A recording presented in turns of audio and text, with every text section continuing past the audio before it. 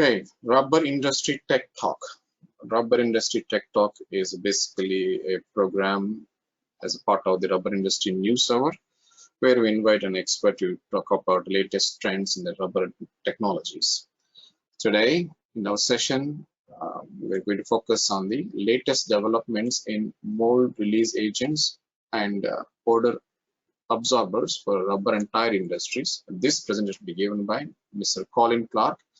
He is the Director of Technical Sales at Stuttgart, based in Germany. To give you a brief intro to Colin, Colin has been in the rubber industry for more than 40 years and with Stuttgart in various positions for the last 33 years.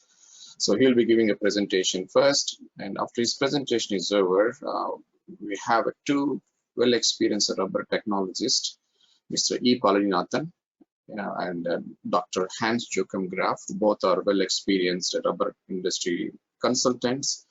They'll be joining a discussion session about this topic after the presentation of Colin Clark. So let's invite Colin to make a presentation on the topic.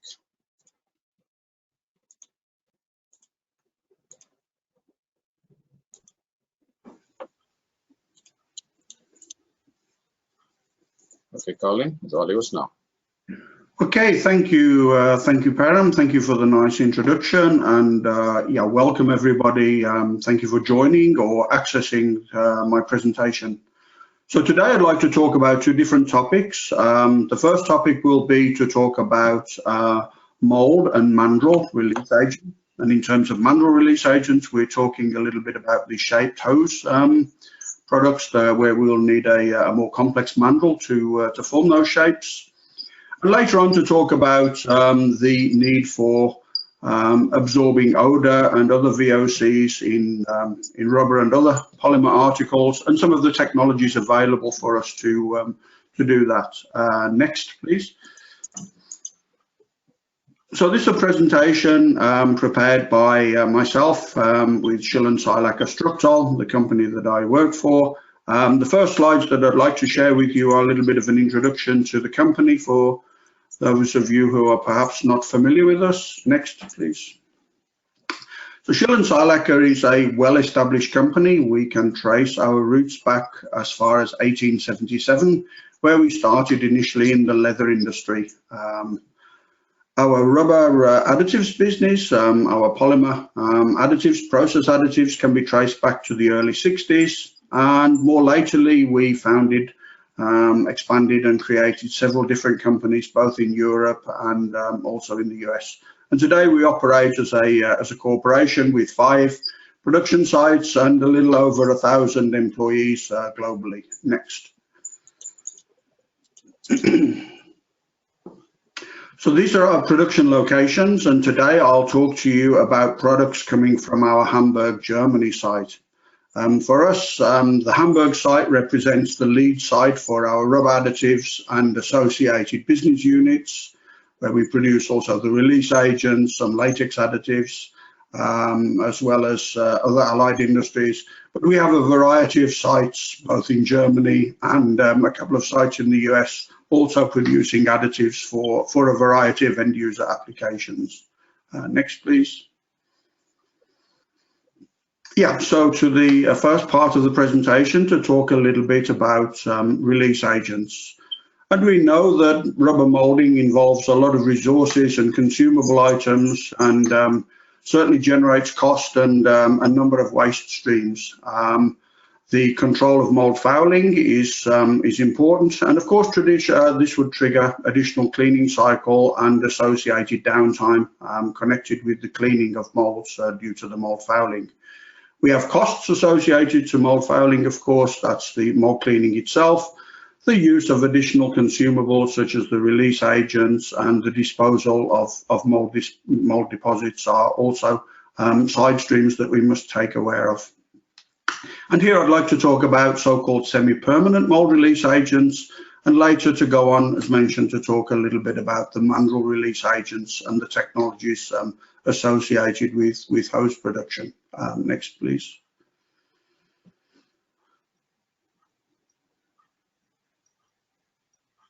So in terms of mould release coatings, actually mould release coatings are not new. We've probably used mould release systems for as long as we've moulded rubber.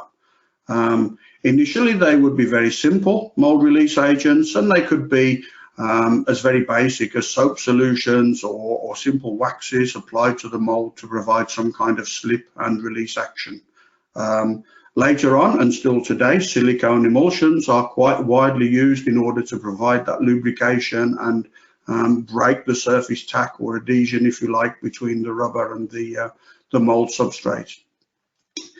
All of these simple release agents could be considered as sacrificial layers, and that means that they're not really bonded to the mould surface. They spread relatively unevenly across the mould surface and provide some kind of lubrication and release site. However, they transfer quite often to the rubber article and need to be reapplied very frequently.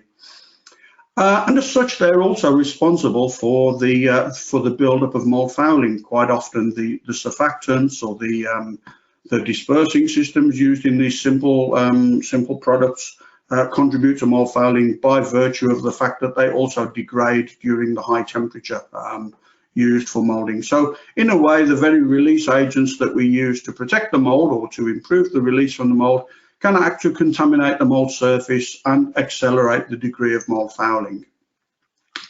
On the other side, then we could see perhaps coatings that would be considered to be very permanent. So these would be processes carried out quite often offline on the mould, so things like surface coatings, perhaps chromium plating or some kind of plasma deposition technique to treat the mould almost once for its lifetime to modify the surface of the mould to prevent sticking.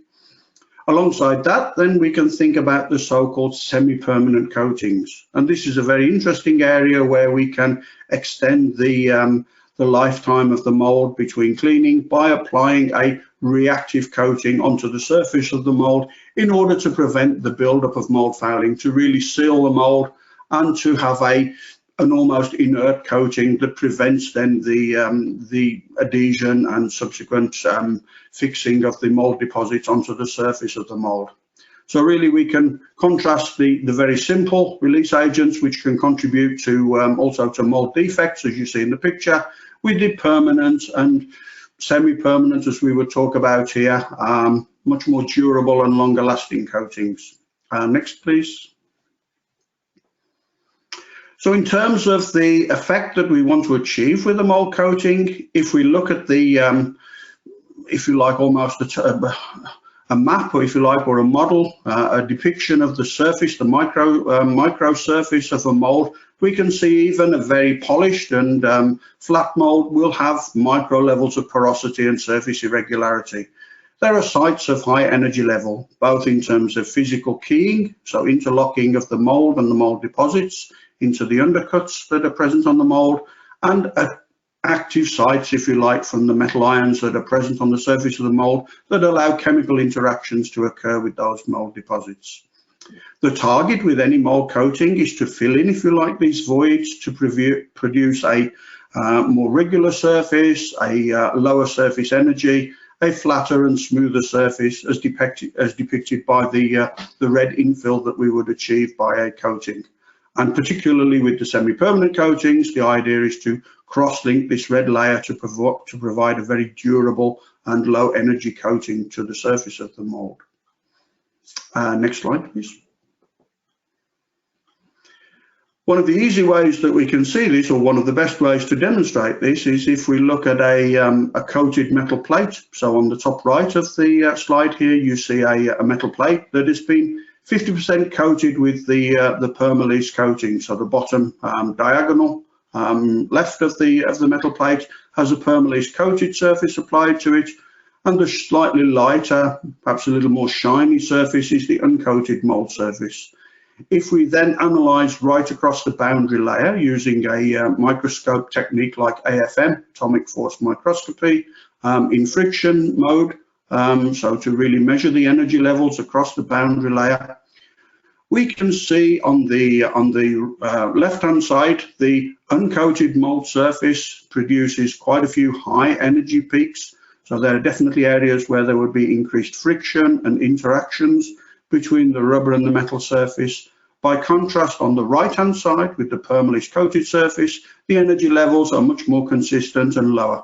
So we have a very smooth, flat, low energy surface, a more or less more inert surface, if you like, where we can see a lot less potential for build-up or interactions and subsequent build-up of mould deposits onto that surface. Next slide, please. In our laboratory, we've developed a couple of different methods for evaluating mould coatings, and I'd like to share the information regarding these with you.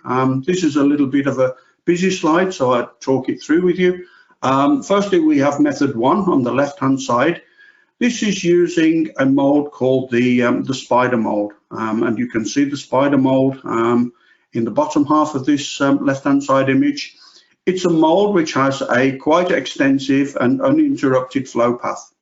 It's designed here as an injection mould, although transfer versions are also available. And the idea is that you inject into the central part of the cavity, and then the mould flow continues around the flow paths, the so-called spiders, if you like, the legs of the spider, and we can measure the degree of mould flow achieved by that. What we do is to coat the clean mould with our mould release coating, and then inject into the mould. And of course, one of the first things that a good mould coating should do is provide a greater flow property, so to reduce the surface friction and allow a more extensive flow to occur. And so typically we would expect to see a greater moulding, a greater degree of mould flow, as can be depicted by the 2 black spiders, if you like, that we can see there. One with permalloy, our mould coating system, and below with a less degree of mould filling, mould flow, without a surface coating. What we can do is carry out a number of injection cycles on a clean mould, and this of course will allow us to not only rate the degree of mould filling, but also then subsequently measure the degree to which the mould has become fouled.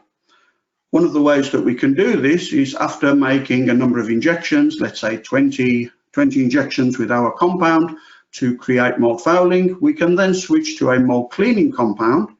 This is the white compound that you see next to the 2 smaller spiders.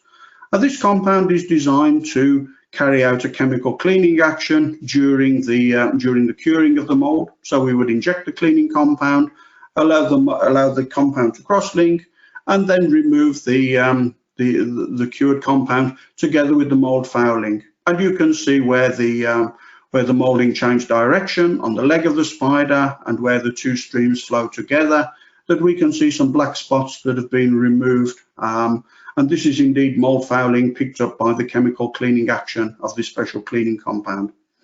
We developed a rating system so we can really quantitatively rate the degree to which the mould is fouled. And this allows us then to give really a subjective measurement to the degree of protection afforded by any particular mould coating.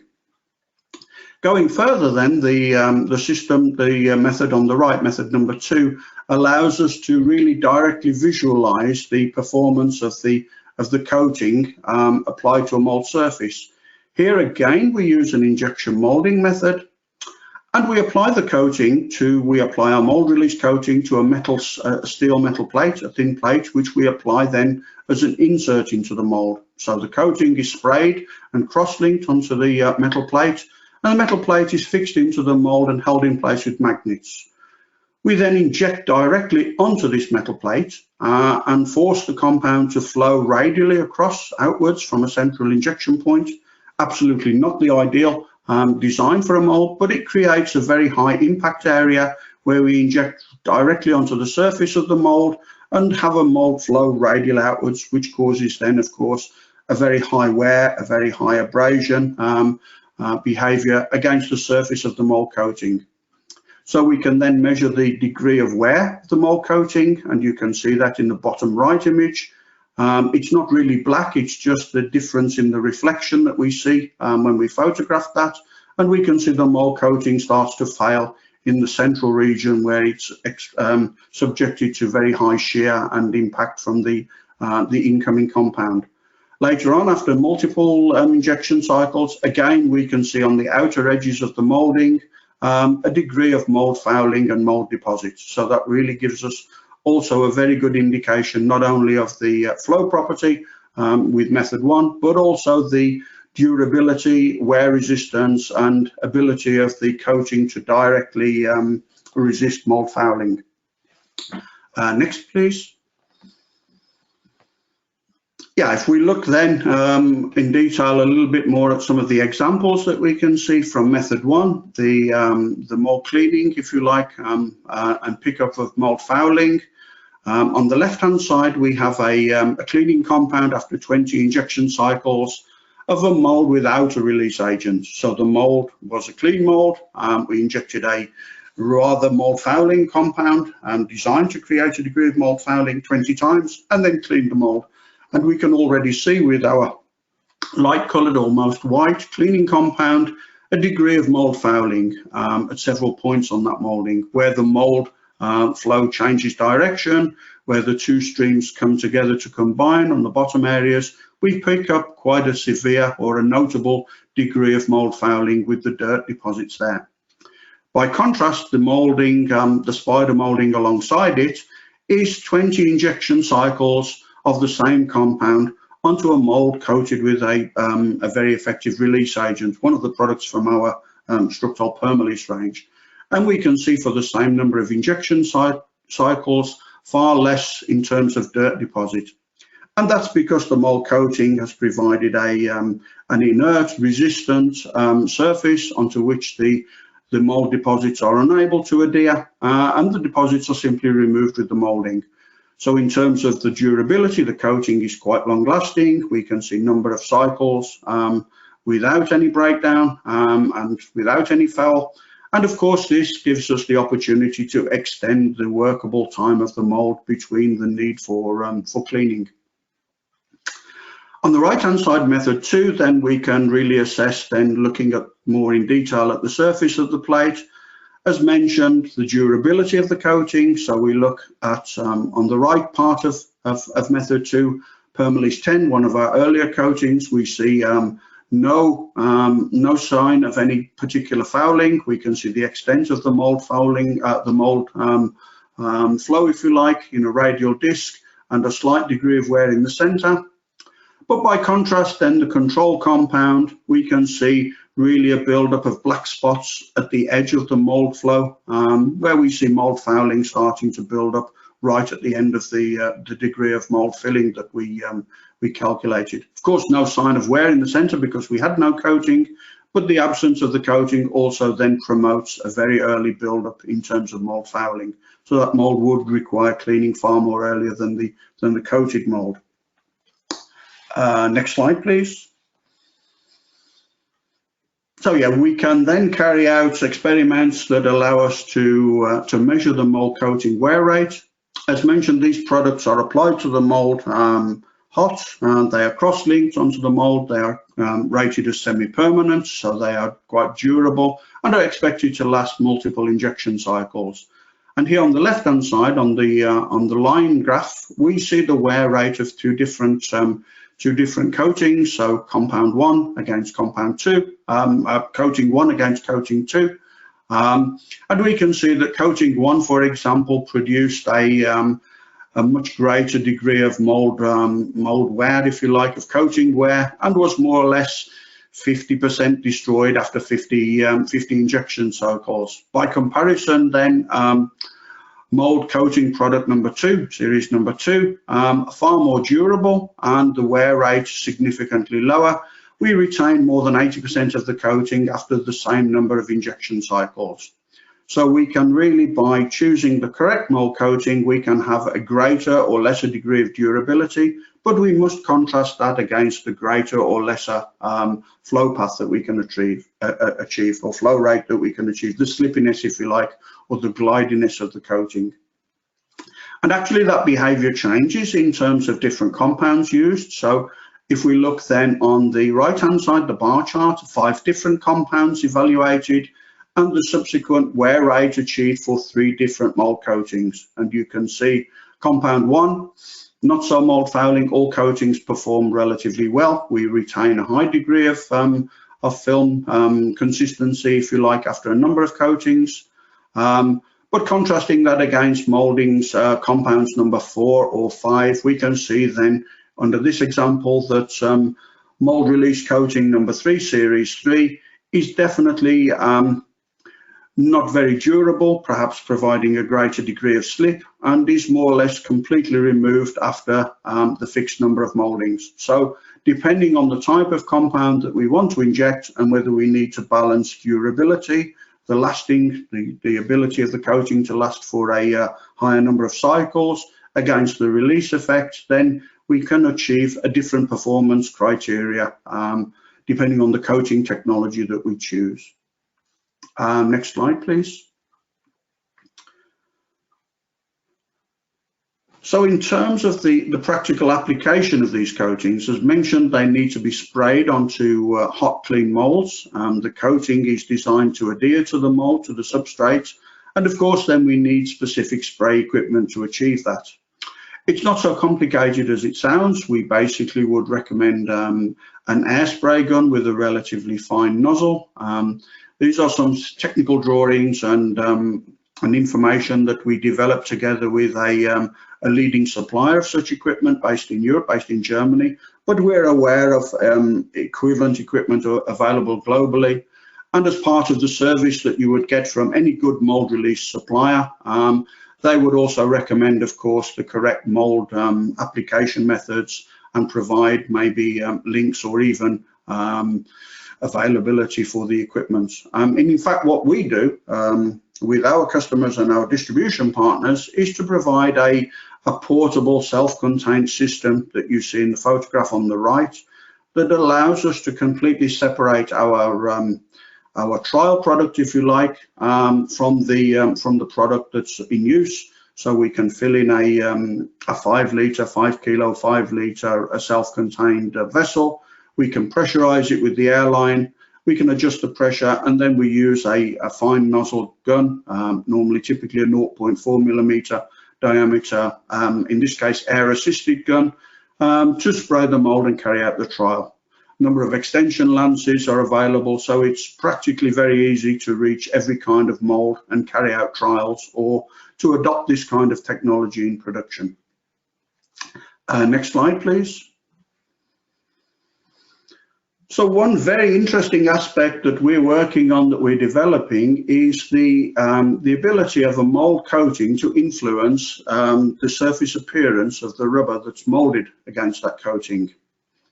One of the ways that we can measure this is to look at a value called luminosity. Luminosity is literally the brightness that we can measure. To do this, we would use a machine called a chromometer, and you see the portable handheld machine there. And we're measuring a 3-dimensional color space with the L value being the luminosity on a black to white scale, 0 to 100. So we would have a complete absorbance of light, if you like, to a complete reflection of the light. And when we change the surface layer, when we change the surface topography, if you like, then we can impact or directly influence the shininess or the glossiness, and therefore the reflection, the brightness that we can achieve on from this surface. One maybe good example is to look at a very highly polished new car. If you're ever lucky enough to own such a car, you would see then that the very smooth and flat surface would produce a very bright appearance. The light is reflected very orderly, and we see a high degree of shininess or brightness from those colors. And if we contrast that to some of the matte surfaces that we see on cars that are also becoming popular now, this is achieved by applying a foil onto the surface of the car. And this foil is a very irregular surface. The color is the same. You can have black, and the black is the same, but it looks now very matte because the light is directly interrupted and reflects in a non-uniform manner, and we simply see that as a very low shine. So if we could apply the same behavior to the surface of the mold, perhaps we could also produce then shiny or matte surfaces of the rubber articles in contact with that mould. So this is something additional to the quality of the surface of the mould, if you like, to directly change the aesthetics of the moulding just by altering the surface appearance on that moulding. Next, please. And indeed, to some extent, this is really possible to do. We can see here, looking at two different surface coatings, number 2 and number 1. Microscopically, they look very different. Number 2 looks a smoother coating, whereas number 1 has some interruptions. If we measure the L values, we can start to see quite different behavior in L values and compare that to pure carbon black, which has a very, very matte and non-shiny appearance. And then looking at the bottom right of this image, we can see 2 rubber sheets that were molded against metal plates with these different coatings applied to the metal plates. So on the left-hand side at the bottom, a very matte rubber sheet where the surface has been a little interrupted and we don't see a surface reflection, compared to at the bottom right. Now we see a much shinier, glossier surface, if you like. This is nothing transferred to the surface of the mould. This is simply a different coating behavior, a different microstructure of the coating, resulting in a different appearance on the moulding subsequently produced against that coating. So it's a newer technology. Some of our rubber moulders are really interested in this, the ability to improve or change the aesthetics of their parts, as well as have all of the mould release attributes for such coatings. And it's really something that we have as a major development project in our hands, in our technology, if you like. Next.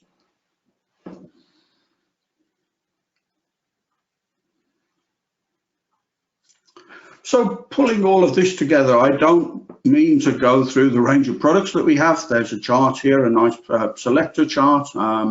And by all means, please browse through that. And if you have questions, reach out to us. We're very happy to answer. Just simply to use this chart to highlight some of the key properties that I've talked about and that are attributes, if you like, for semi-permanent mold coatings. We talk about durability of the release film, and you see the central column, if you like, with the horizontal bars. This is the ability of the coating to withstand multiple moldings at different temperatures. And some coatings are more effective or less effective at different temperatures.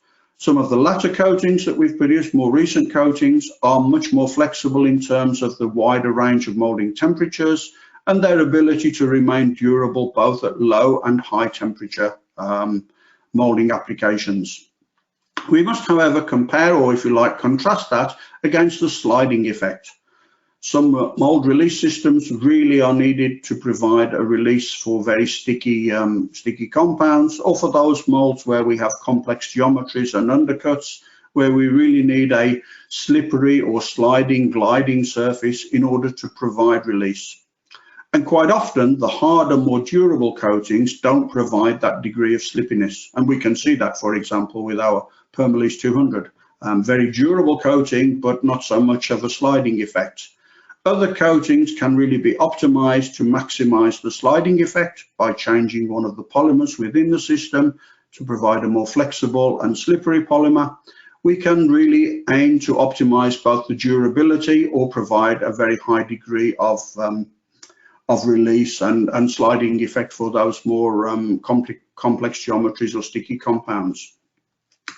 You'll notice that water-based systems are really predominant now, and I would say that's very much the way the industry is going. The hydrocarbon solvent-based systems are still available, and they have their place, but very much water as the carrier system for these ready-to-spray systems.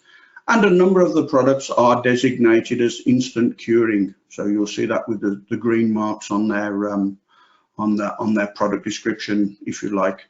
Instant curing means that we no longer have to take into account so much the time after spraying before molding. Many products in this sector will say apply to a hot mold and then wait 5, 10 or 15 minutes. This is necessary for the cross-linking of the coating in order to achieve the higher state of cure and the durability. Instant curing technology changes the cure system and the catalysts that we have in place and reduces that very much from multiple minutes to 1 or maximum 2 minutes. So in the time that the mould coating dries on the mould, more or less that coating is ready to use. This, of course, avoids a loss of productivity and takes up one variable where the operator perhaps doesn't always wait and achieve the higher durability. So it's really an advancement, if you like, that produces a more uniform behavior in the coating. Next slide, please.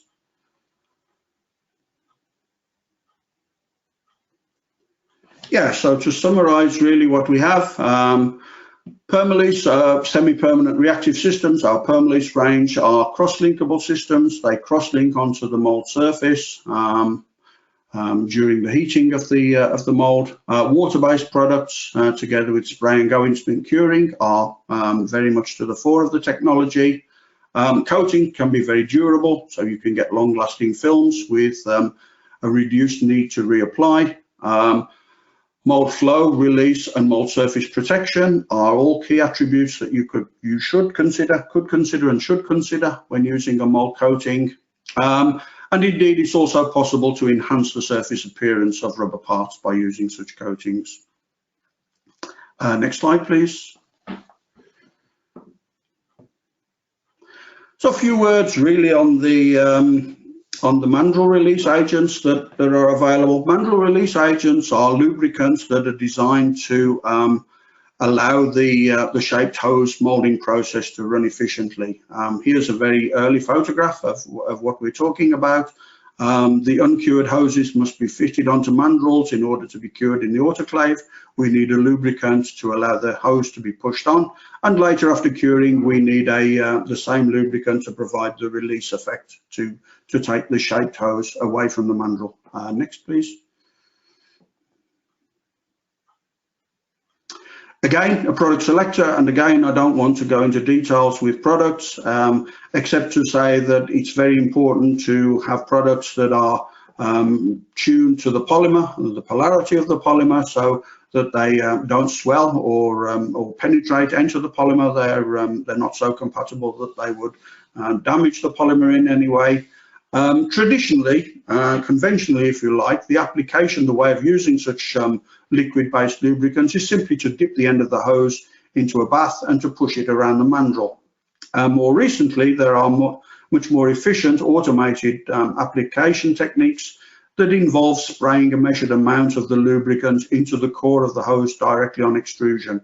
And for that reason, you need some kind of paste or gel product, which either undergoes thermal softening or shear thinning, and can be dotted down the surface of the hose to provide the release built into the hose prior to fitting on the mandrel. Also, these products should be biodegradable. The hoses have to be washed after production to remove the release agents, and it's much more preferable to have a biodegradable, easily water washable product, so that the washing water can be disposed of as normal water and not treated as a classified wastewater. So the degree of biodegradability should be as high as possible in order to perform well with such a product. Next slide, please. So yeah, we can offer, and indeed on the market there are a number of mandrel release agents for shaped hoses. These products are considered to be silicone free. Silicone is absolutely not required on the inside of automotive hoses. High degree of thermal stability. We don't want the release agents to cause mold fouling on the surface of the mandrel. Certain corrosion protection systems may be built in to protect both the mandrel and the autoclave from the degradation that might occur. We match the lubricant, or the lubricant should be matched to the rubber so it doesn't swell and therefore doesn't damage the surface appearance. We expect them to be easily removable. And of course, the operators have direct contact with that, so they should be non-toxic, safe to handle and not irritating to the skin.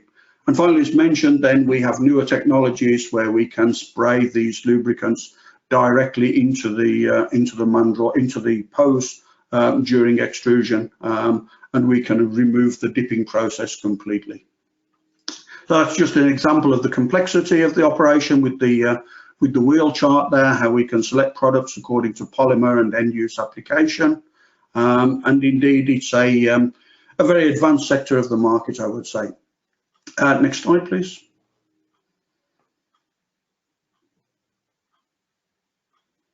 So yes, in summary, these products really are designed to improve productivity, so they improve the installation of the hose onto the mandrel, and therefore reduce the downtime for mandrel cleaning. They eliminate mandrel fouling, easy to wash off, and the newer application methods reduce the consumption. We can really optimize the dosage in terms of how much mandrel release we need to apply per hose. And as mentioned, the products should all be biodegradable. Yeah, next slide, please. So changing the topic a little bit, odor absorbers. So I'd like to talk a little bit about some of the additives and the technologies that are available for reducing odor and eventually, ultimately, also VOC components. Next slide, please. So odor absorber additives, we really want to remove some of the malodors that are generated during processing and post-vulcanization from a variety of organic components that we find within rubber articles. So we know that these VOCs, these volatile small molecules, can give rise to unpleasant odors. Even in the absence of unpleasantness in terms of malodors, then we see unwanted effects such as fogging, the deposition of these VOCs, these fuming materials onto surfaces such as glass. For example, in the automotive industry, then fogging is often discussed in terms of the deposition of all kinds of volatile materials found in the cockpit. And of course, the VOC components in a great number of instances can be considered quite toxic, depending on the type of VOCs that we face in the polymer industry. Previously, the attempts to work on this, at least from an odor reduction point of view, have largely involved masking the bad odor with some kind of additional odor, a fragrance, if you like. So we would say these are odor masks rather than odor absorbers. Whilst this might give you a more pleasant environment, ultimately we would get an increase in the overall VOC. So we would have the bad odor and an additional pleasant odor, if you like, perhaps something like vanilla essence or peppermint oil or orange oil, which would additionally contribute then to hopefully an overall more positive smell, but the VOCs would be higher. Really, to combat this issue in a different way, we have odor absorbing additives that are able to trap and neutralize many types of VOC materials using a chemical lock and key principle. So in this way, both the bad odors and the overall VOC content could be reduced. Next slide, please. I'd just like to share with you then an example of a couple of products that were developed early on in our range. We have a pastille product and a powder product. The pastille product is designed with a relatively convenient dropping point, 85 degrees C, so quite ideal to be used in mixing. The carrier system within our pastille product also acts as a processing additive, so the normal lubrication and viscosity reduction could be expected. On the other hand, then, with the powder product, we have a carrier system based on an inorganic material, and the inorganic material, a zeolite type product, if you like, offers an additional ability to absorb odors due to the porous nature of that powder. So we have two different approaches with two different chemical and physical combinations of products being available. Next, please.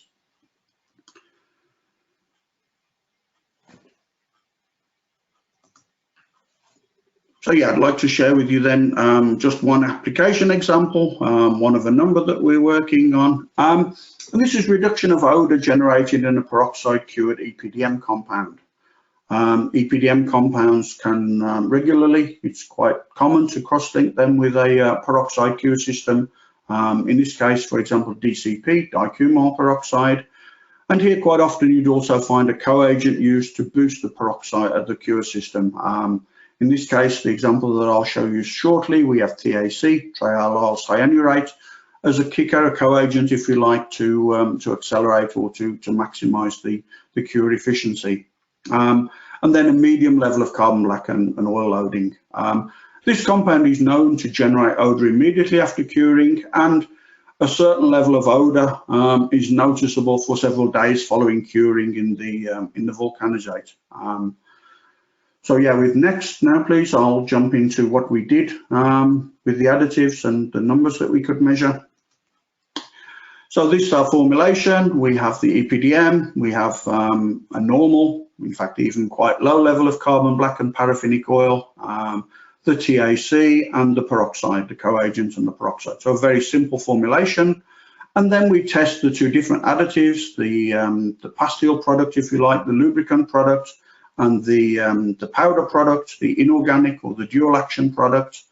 And you can see right away the effect on the Mooney viscosity. We're measuring really small. So the lubricant product, compound number 2, has a reduced Mooney viscosity, 5 points lower Mooney viscosity, and with a smaller reduction when we have no additional process additive effect. So we went down only a couple of points in Mooney viscosity.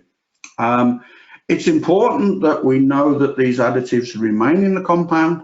We know the VOCs is a surface action, of course, a diffusion action, but we don't want the lubricants or the active components of our odor absorbers to also migrate to the surface.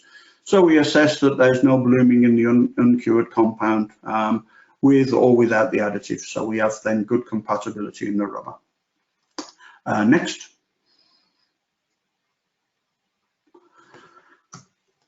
So one of the test methods that we can use is a method called VDA270. The VDA270 is an industry standard, if you like, that was adopted by the automotive industry and is used to assess all kinds of components and chemical combinations in terms of their odor generation.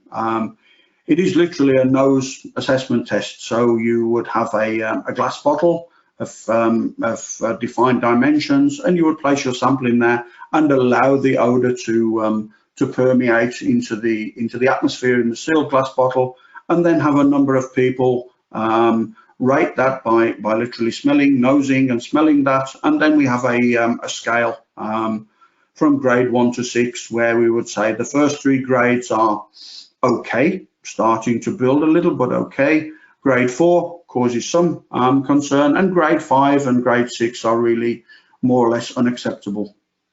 In carrying out this test, and we carried it out a number of times and even sent it to an external accredited laboratory and arrived at the same numbers within the same rankings, if you like, we can see the 3 compounds behave quite differently. Compound number 1, the control compound, goes from a concern level to a red level between the time 3 hours to 24 hours after placing in the sample bottle. So we have a concern to a unacceptable rating, whereas with the 2 different additives, the pastille additive as a part odor absorber, part lubricant, we go from acceptable to concern.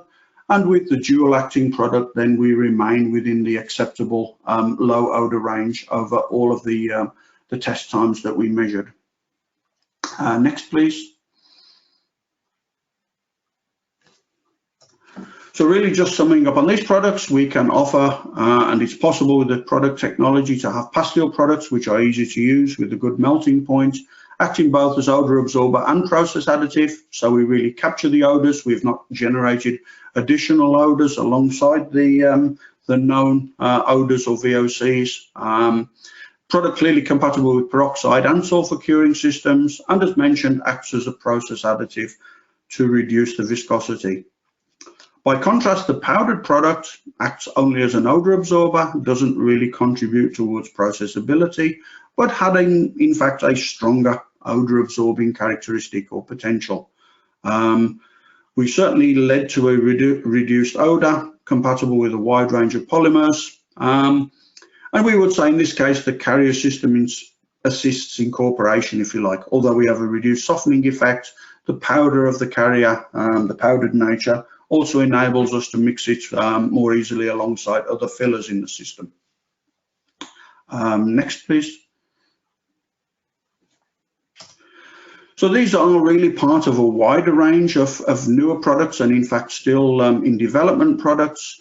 And we aim to offer products which can act both as odor absorbers and process additives with a range of melting points suitable for different technical applications. We know not only the rubber industry, also certain thermoplastic elastomers, and even in recycling and reprocessing of elastomers, where the subsequent breakdown of the polymer may lead to more VOC and odor generation. There is a growing need for such products.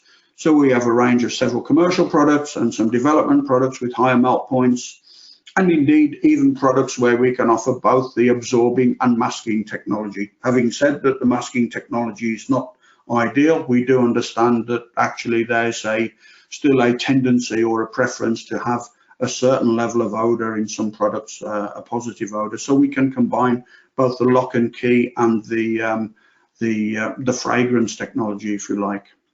Next.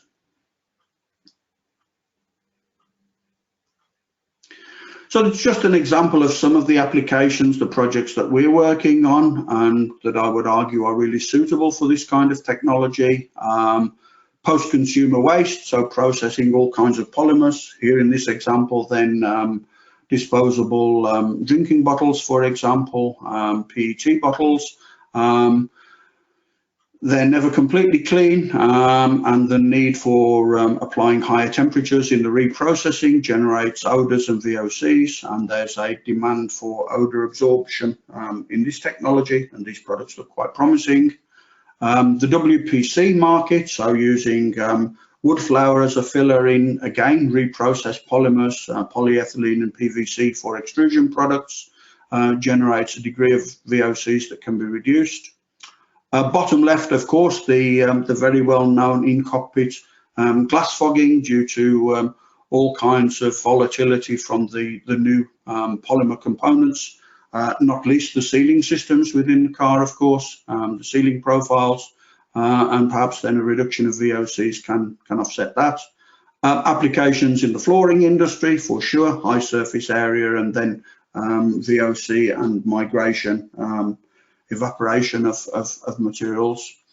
An interesting application with natural rubber. We have a number of companies talking to us about reduction of odors and malodors for processing of natural rubber. The mastication process, the high temperature processes produce that typical natural rubber breakdown smell, and there's the potential to reduce that odor in some markets, some applications, perhaps by using this technology. And then finally, of course, the extrusion application that I mentioned earlier with an EPDM profile, for example. Next. So yeah, to conclude the talk really, and at least this part, odor absorbing additives are available.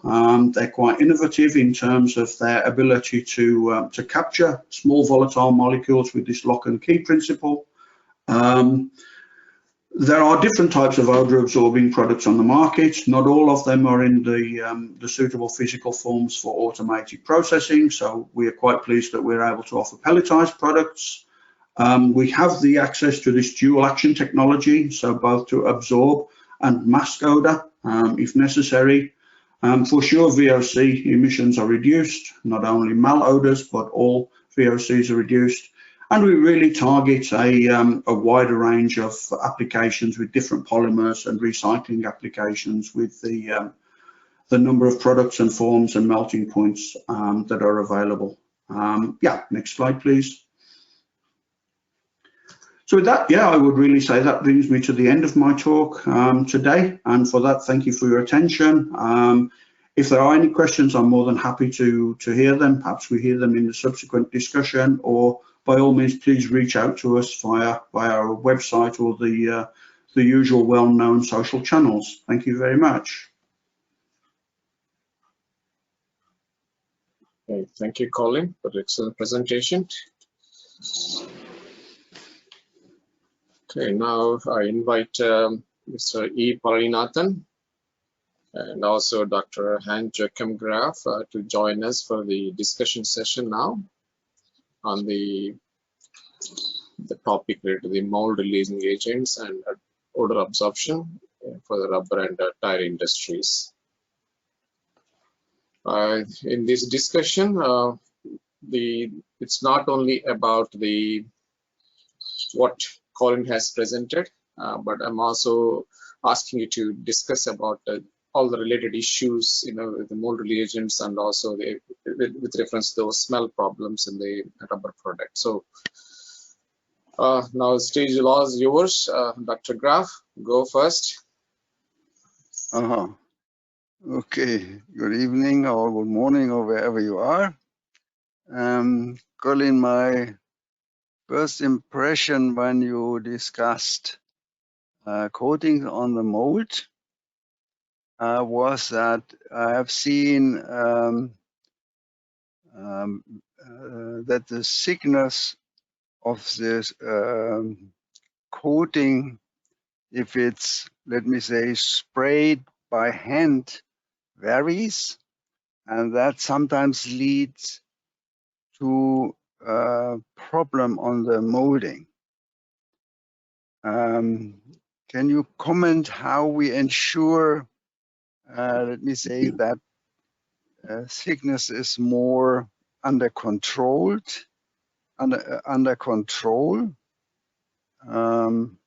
For example, automation, or this might be a solution or whatever.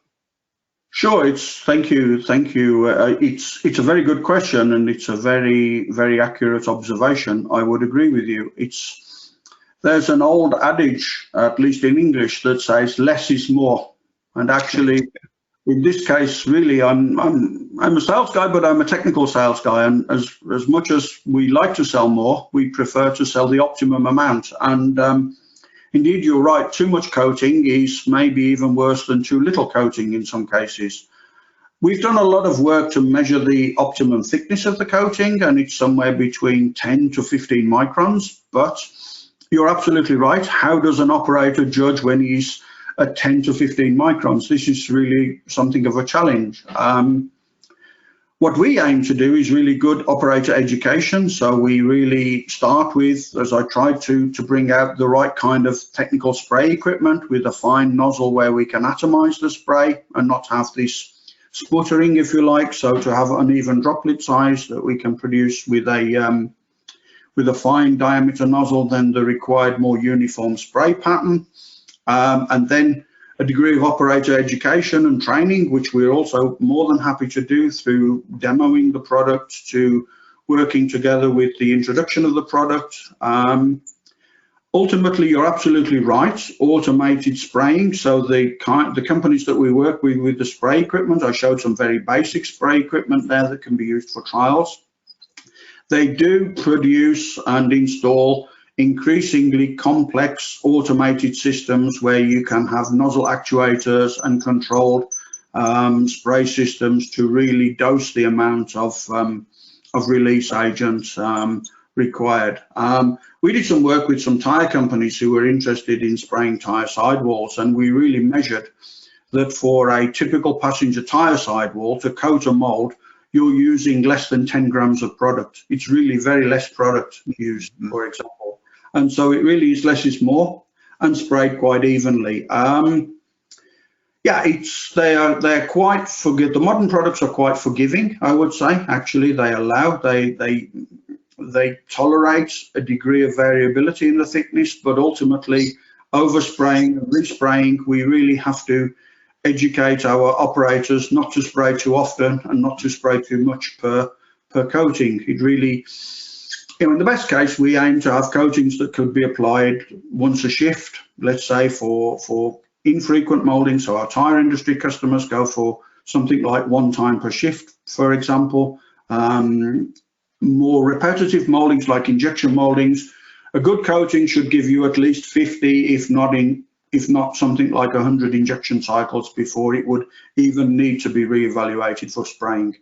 If we're not getting that number of cycles, then there's something wrong either with the application of it or the coating itself. So this is the kind of areas that we would aim to work towards. But you're right, coating thickness is one of the keys to the product.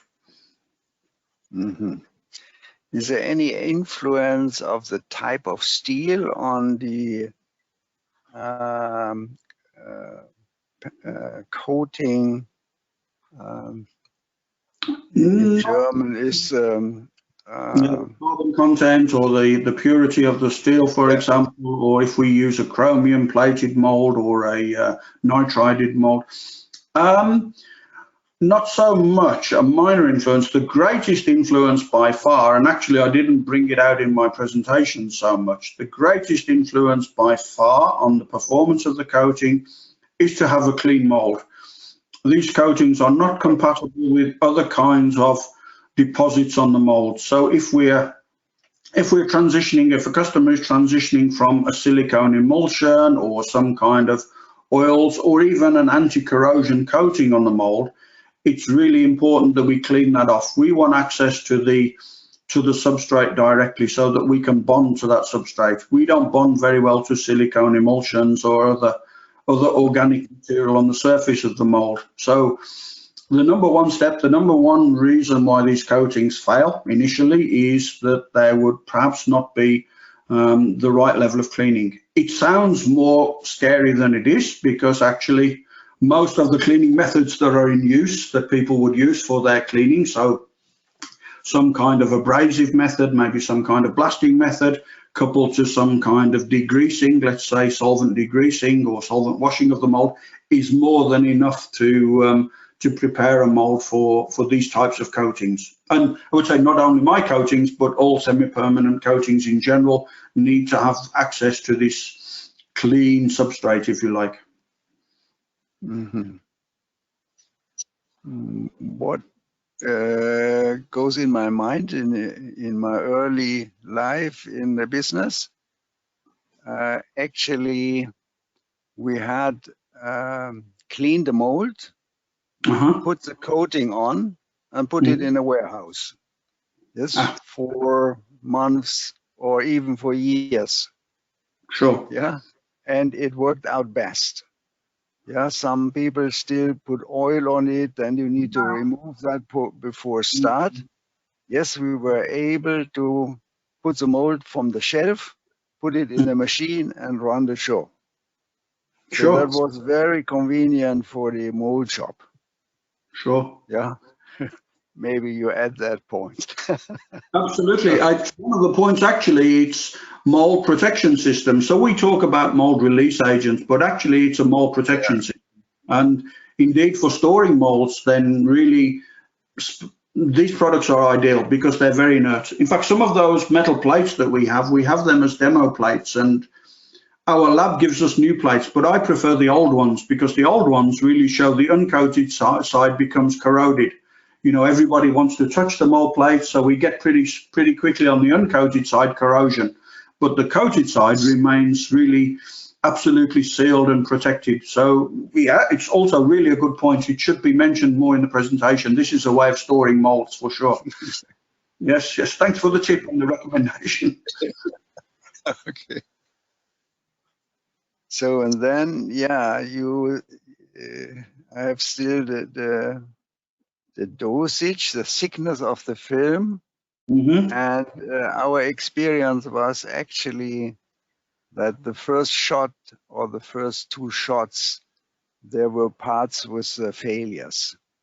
Yes, so we waited then, and then you have this excess washed away by the compound in injection molding. Yes, compression might be different, and then you can run further.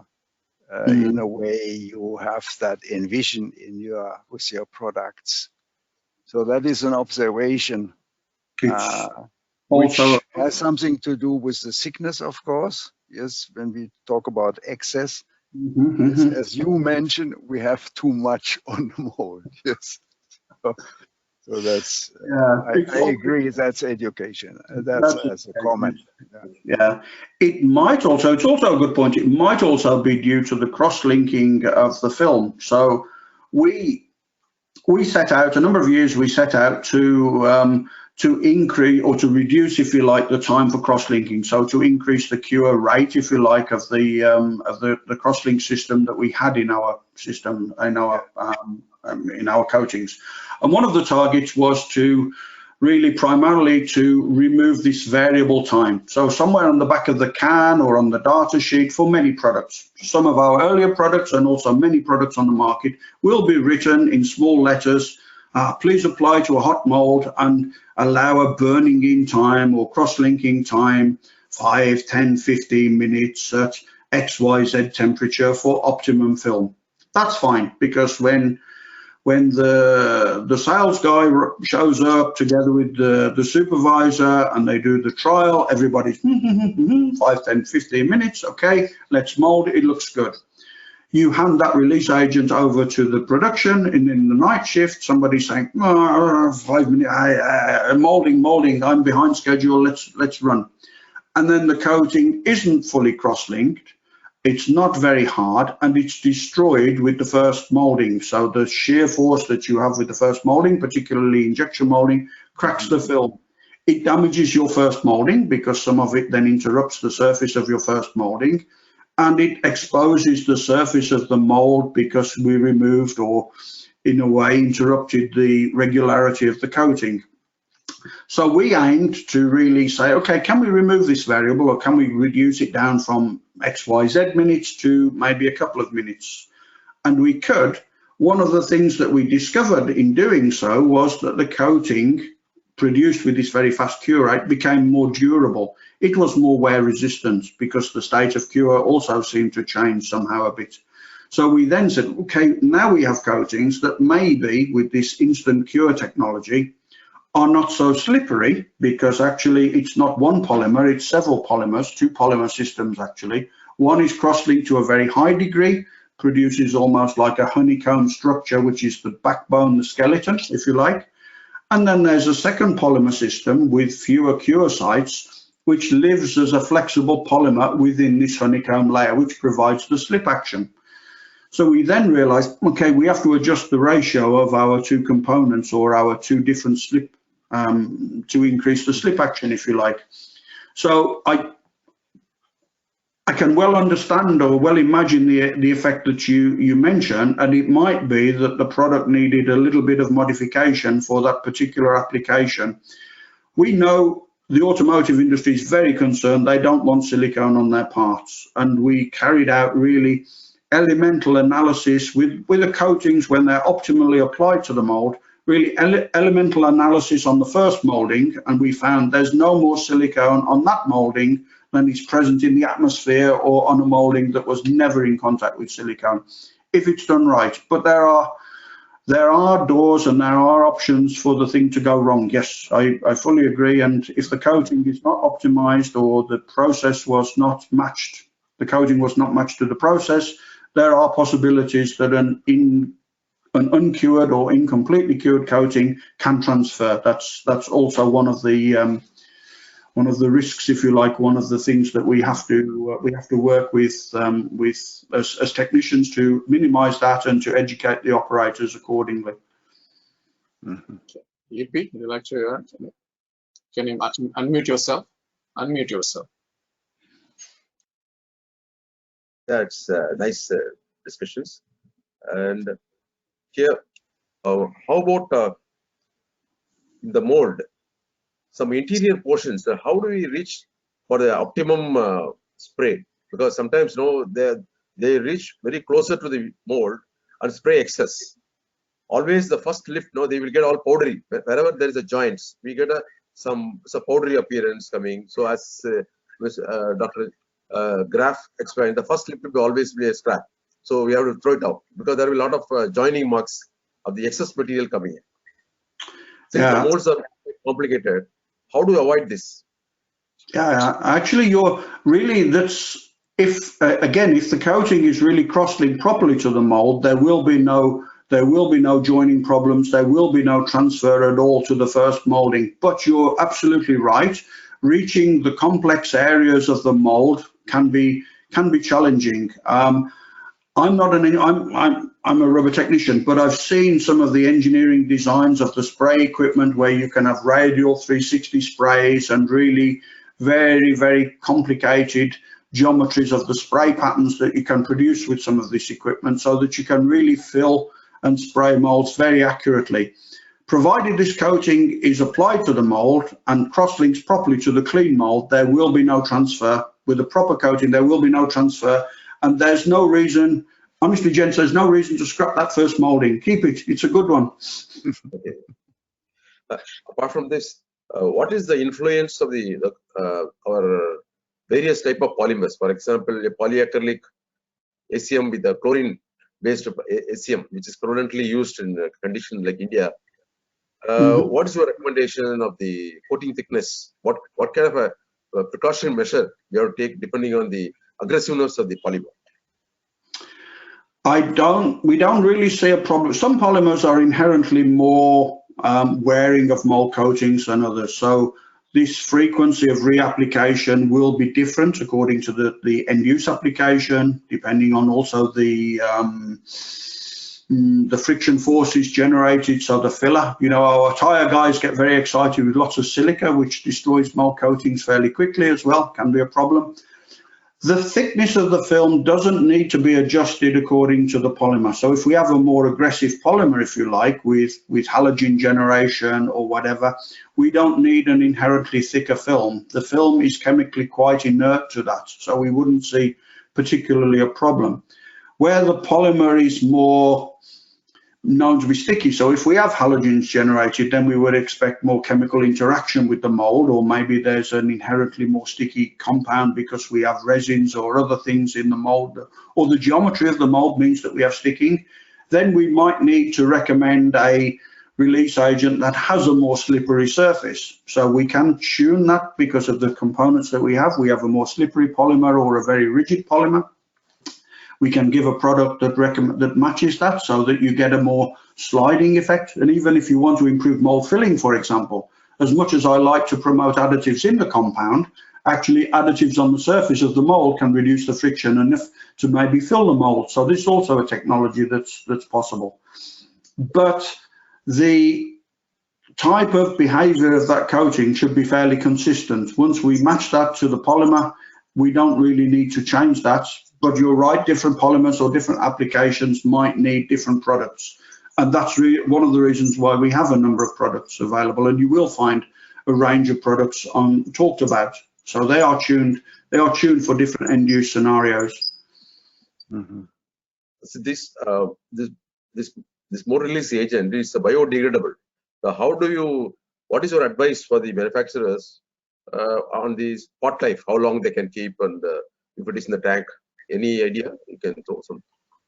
So we have fairly fixed shelf lives. So actually, some of our more recent products, we've managed to extend the shelf life. So 12 months, if you like, for product is easily possible now. Even for highly reactive products with the instant cure technology, we still have 12-month shelf life. We would always, and again, it's education, if you like, not to tip used product back into unused product and to keep the drum sealed. Of course, general good housekeeping practices.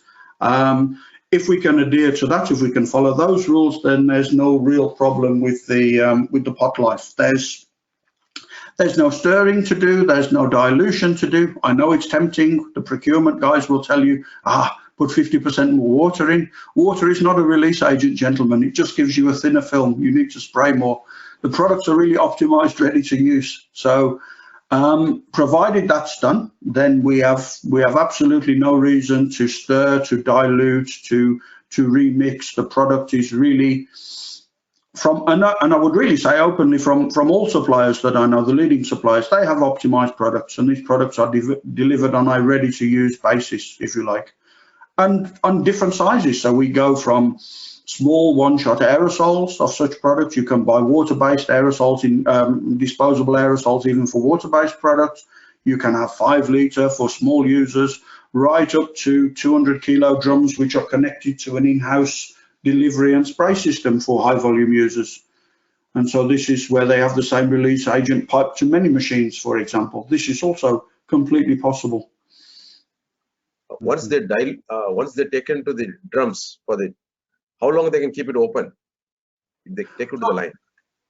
The drum should be matched. I mean, I wouldn't recommend people buying a 200 kilo drum and keeping it and using it over the course of 12 months, let's say, opening progressively. Then we would want to sell 5 kilo or 25 kilo. The drum, a fresh drum, will last 12 months. That's no problem at all. Opening the drum, there will be, of course, then a small loss in shelf life, and that will eat more into the product. When we have people who buy the right quantity, let's say, so if they're using some 100 kilos a month, they might be on 25 kilo drums, for example. We never come across problems. When we have people using several hundred kilos and they buy 200 kilo drums, not a problem. And even small 5 kilo ones for then the smaller users. So multiple opening and resealing of the drum is, in our eyes, not an issue, as long as this doesn't run over several months, let's say. If a drum is used within a month or 2 months, I don't think that's an issue in general.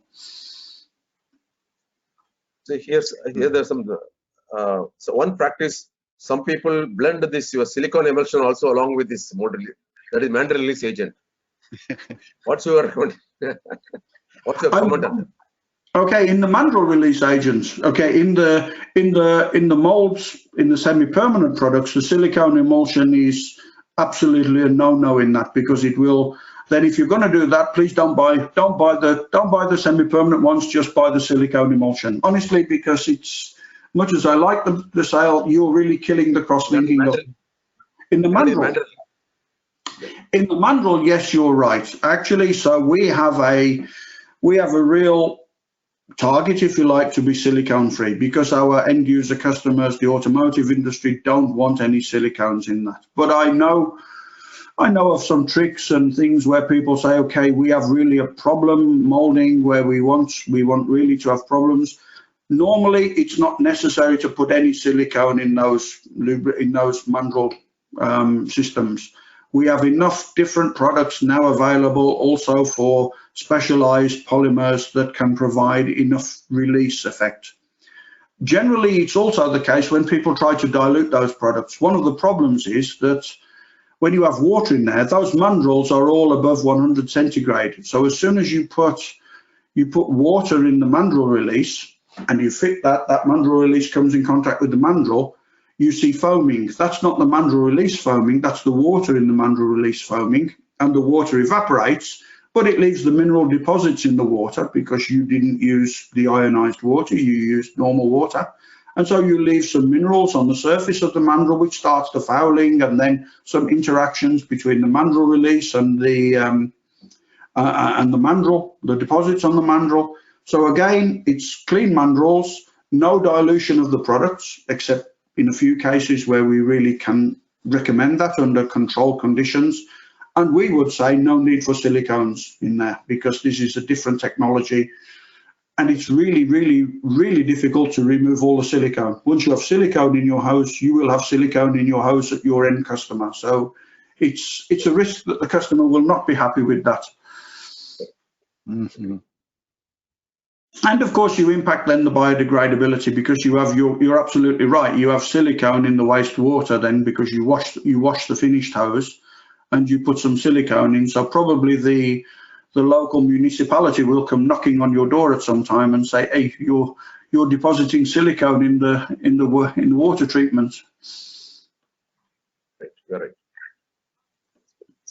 But I know it's a point, and it's also a point where, you know, we talk about how often can these products be used, and once you have a stable product, I mean, a lot of that mandrel release in the traditional sense, where they dip it in a bath and they put it on the mandrel, and then when they demount, a lot of the product runs back in. It's really stable product. It doesn't degrade so much, and so it can be used multiple times. It's quite an efficient process when you have the right product for the right application. If I have anything to suggest, the spray gun. The spray gun is a very important issue. Do you suggest anything? Because normally they say take a paper and then spray. There should not be water droplet falling. is structural. I would like to have some sort of some calibrator to calibrate the gun. Sure. We worked very hard with a German-based gun producer, so Schutz, Alfred Schutz. If Dr. Graf is familiar with those, they're one of the leading producers of spray technology for release systems, not only for rubber but for other applications. They have many outlets and actually many competitors worldwide, as I came to know. We have a lot of information and we can give a lot of support on what means a good spray pattern, which kind of gun diameter. So normally around something between 0.3, 0.5 millimeter diameter gun, a gun suitable for water-like viscosity. We prefer air systems, air-supported systems to airless systems because we get a better control of the spray pattern. Our technical teams really train to carry out trials, to take the sleeves and to come and make trials in the customer plants to demonstrate not only the product but the application, how to apply, and really to work with people to get the right spray equipment in place, because you're absolutely right. The spraying equipment is as important as the product itself. If you go to the local garden center and you buy this to go to Obi or something, this is not working. This kind of spray systems are will not work with such products. Mm-hmm. Yes, sir. Yes, Graf. Yeah, one word or one point to the gloss and switching between surfaces. Did I understand right that you say with the coating you can somehow control the gloss? Yes. Mm-hmm. Yes, we can. By changing the geometry of the surface geometry of the coating, we can influence then the gloss or the matte appearance of the rubber molded against that coating. Yes. And would that be not in competition to the structure of the mold surface, or is that somehow related to that? I mean, you can of course machine the mold surface maybe microscopically to also do that, but of course the mold deposits will tend to flatten that mold surface. So what we can do, whilst we generally say we aim to have this very smooth surface, by microscopically interrupting or changing the topography of our coating a little bit, so to have some spheres, if you like, or some imperfections or irregularities slightly in that coating on a nanoscale basis, we can start to change then the surface shine of the rubber in contact with that. So we have some tire customers in Asia who say, oh, we prefer to have very shiny sidewalls. In Europe, we're a little bit more shy and we prefer quite matte tires without so much shiny sidewalls. And we have certain coatings in use only because the tires produced are more shiny, nothing else. And this is because of the ability of the coating to change the surface appearance. So we can, as much as we get this shiny surface, we can actually go in the opposite direction and produce a more matte surface on the rubber. So to interrupt a little bit the surface. Yeah, a bit in my understanding. Tyre is more compression molding, and we in Technic we are more injection molding. So there should be a difference, yes?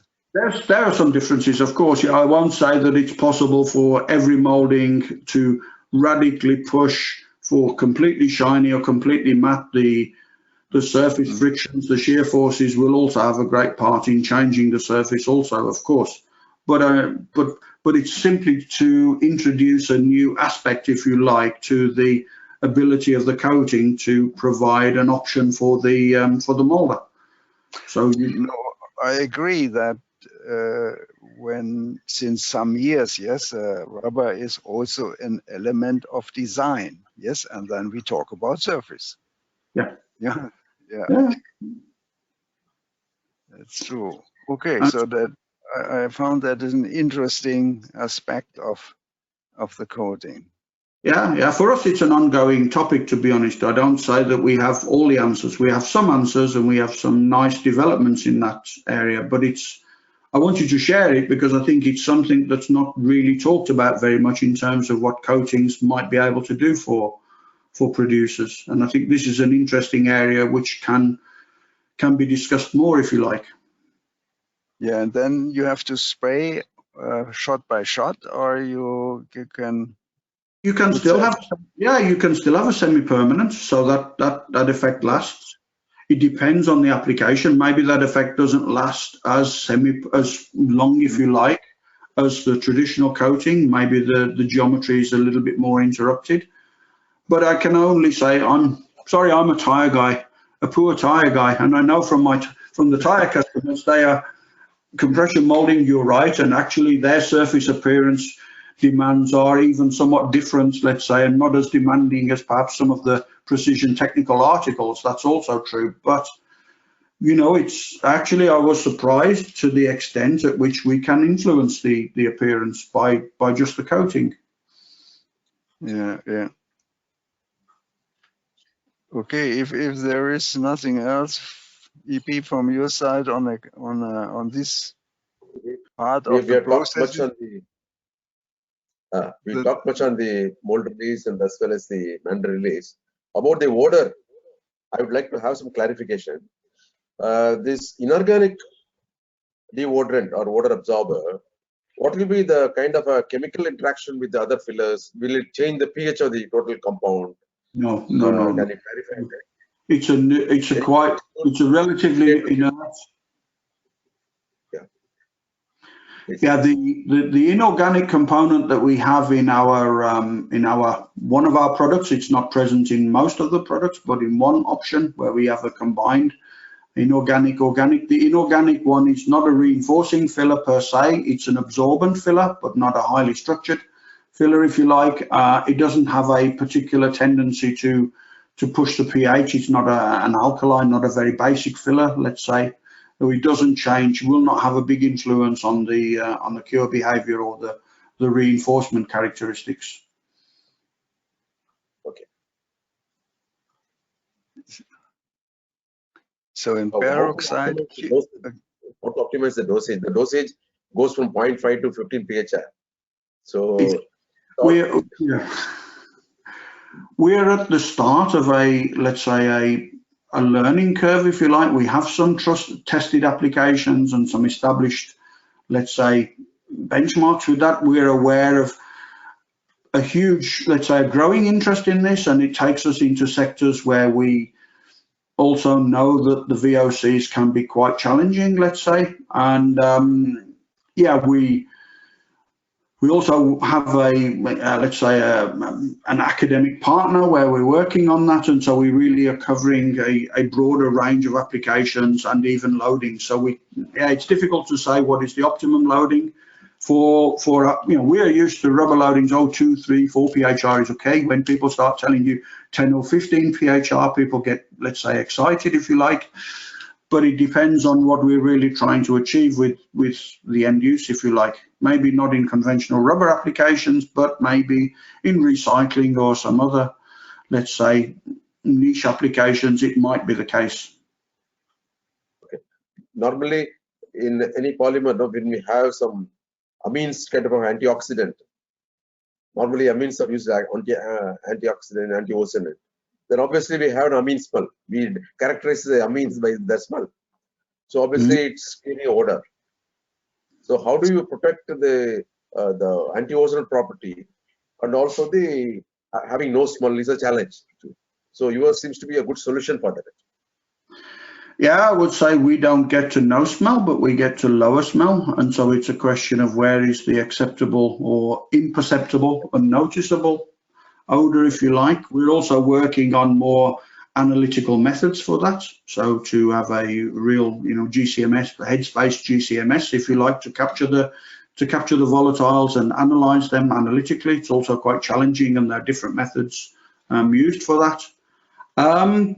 You're right, it won't actually capture all VOCs. So there are certain normally polar molecules and relatively small molecules that can be captured by this technology. Some of the amines, yes, I would say not some of the more complex amines. So it really depends on what we're looking at. The peroxide decomposition products seem to be captured quite well, so it works really quite nicely in peroxide systems. Let's say that's quite an interesting area. And yeah, it really depends on the end use. Maybe we need the combination products, and ultimately that's why we also even hedge our bets a little bit, that we have the capture and the masking technology at the end of the day. It's the more elegant way. The scientists will say, oh, capture, but the practical people will say, if the odor is acceptable, if there's still an odor but it's acceptable, then it's we live in the real world and we have to satisfy the market and what people want to have. So maybe we still need some kind of combination product. Now I like to make a comment here. I mean, exposed to permanent odor, for example, for diving or a mask for a pilot in defense airplane, is different than you are exposed a certain time. Yes, so that's why I always avoided vanilla, because it becomes very offensive Eventually, after yes. a longer time. Yes, so we need, I think, to stick to your approach. Yes, that you say we capture the odor. Yes, and my question may lead to a hard case, and that is it possible to save post-cure time in peroxide cure? Is that, yeah, if you capture all, now you already said you reduce the volatiles, yes, which I accept. I would say yes, that is probably possible. Okay, for me that's new, this approach. So and I have no experience, so I can only speculate a little bit about. Yes, that's to be clear with you. Sure. It's an interesting option. Honest, straight answer. We haven't looked at it. It's something that we're thinking about, but it's something that we didn't do really detailed work so far on it. We know the time dependency of the odor generation seems to be altered. So we could see that in the, let's say, in the time after curing, or the time for the odor to be neutralized in the bottles, let's say. But really, if that allows us then to eat into post-cure time, that's something that we have to work on. I think there are a number of different processes going on in that post-cure time. Certainly to stabilize the compound from a VOC or an odor point of view is one thing. Whether it also impacts then the stability of the compound or the article in terms of its overall performance. I like the if you like, the lateral thinking or the next step generation. It's the sign of a really smart technologist, because these are the secondary benefits and the additional options, if you like, that might be possible with these products. And we are also in our learning curve working on that, on numerous things. So I can't answer your question, but it should be possible to. The suggestion is that it might do, but I also don't have an answer to that so far.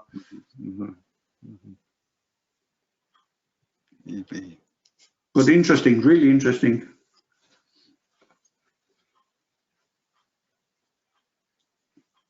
Okay, any other points you guys wanted to put together?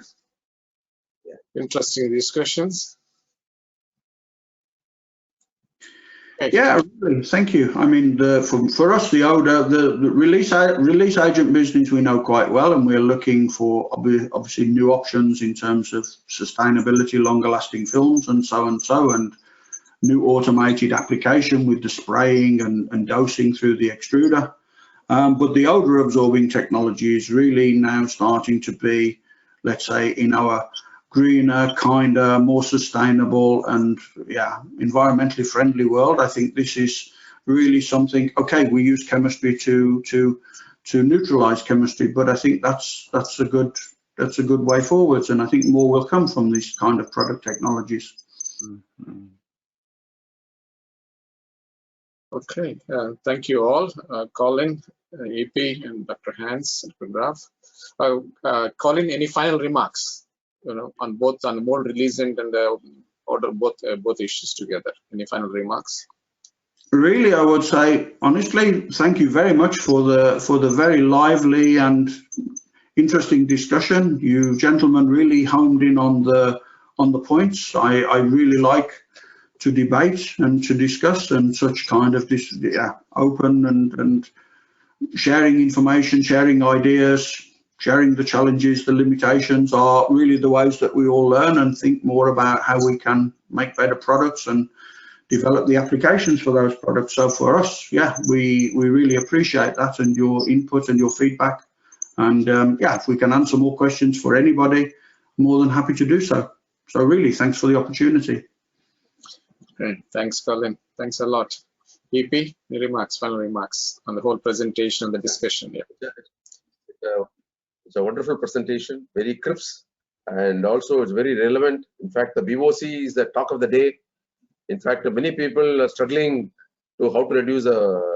In fact, some of my projects also there where we have to reduce the VOC and the smell. And this VDA requirement is very recent.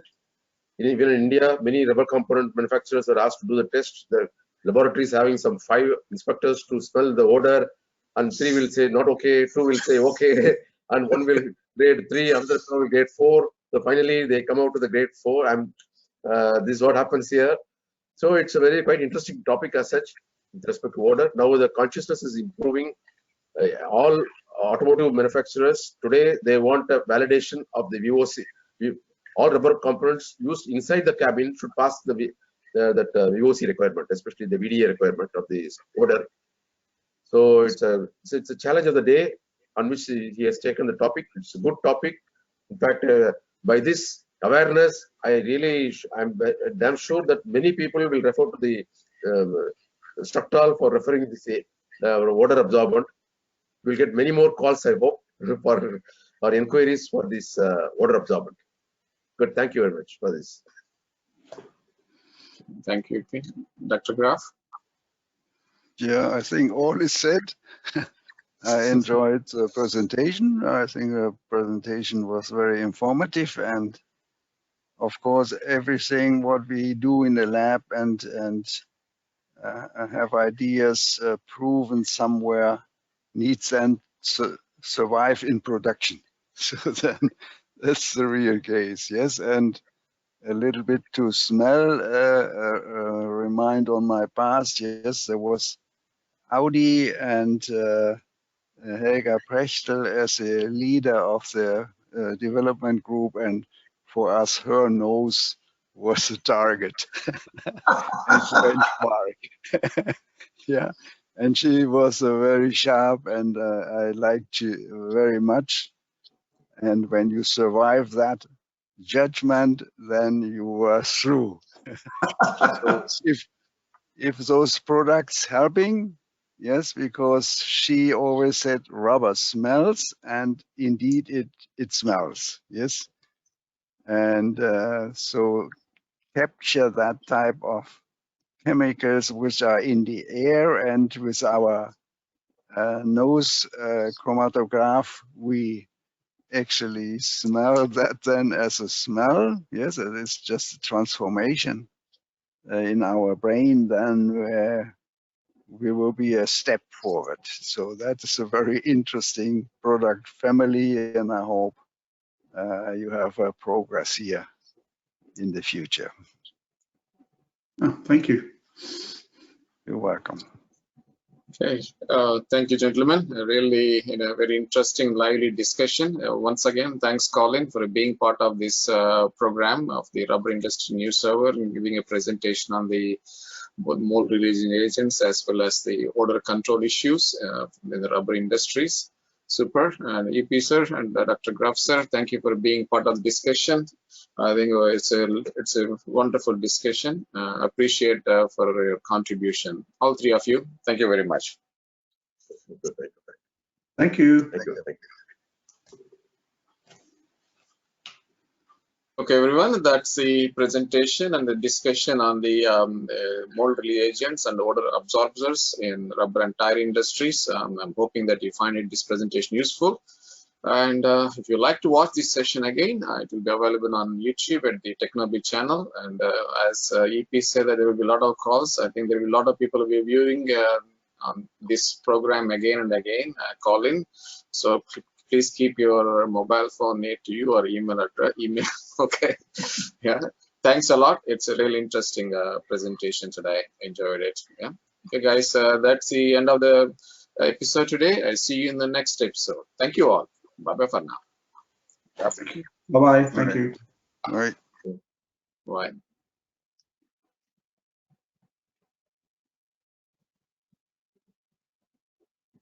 Mm.